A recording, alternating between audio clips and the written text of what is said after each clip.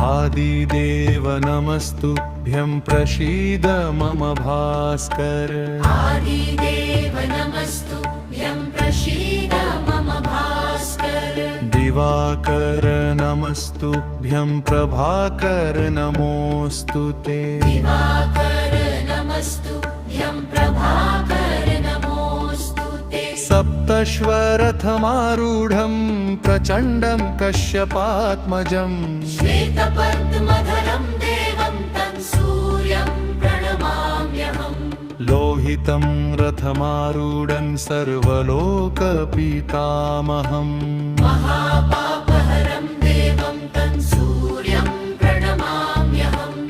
त्रैगुण्यं च महाशूरं ब्रह्मा विष्णुमहेश्वरम्। महापापहरं देवं तं सूर्यं प्रणमाम्यहम्।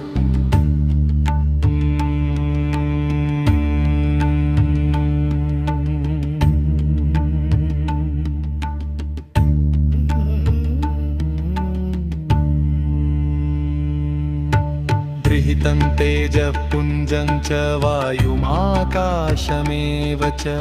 गृहीतं तेजःपुञ्जं च वायुमाकाशमेव च। प्रभुं च सर्वलोकानां तं सूर्यं प्रणमाम्यहम्।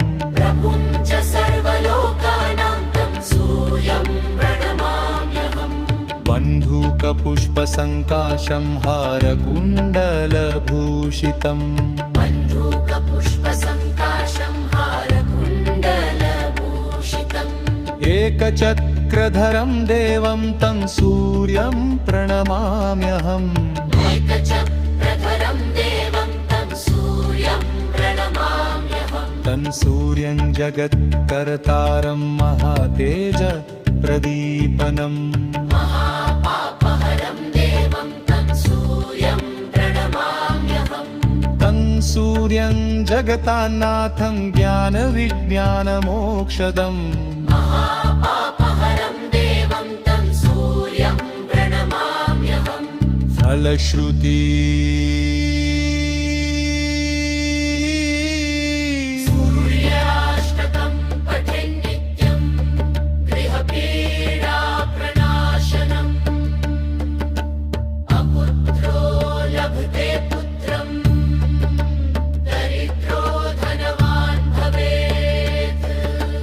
आमिषं मधुपानं च यः करोति रवेर्दिने। सप्तजन्म भवेत् रोगी जन्म कर्मसु दरिद्रता। स्त्रीतैलमधुमासानि यस्त्यजेत्तु रवेर्दिने। श्रीतैलमधुमासानि यस्त्यजेत्तु रवेर्दिने। न व्याधिशोकदारिद्र्यं सूर्यलोकं स गच्छति। न व्याधिशोकदारिद्र्यं सूर्यलोकं स गच्छति।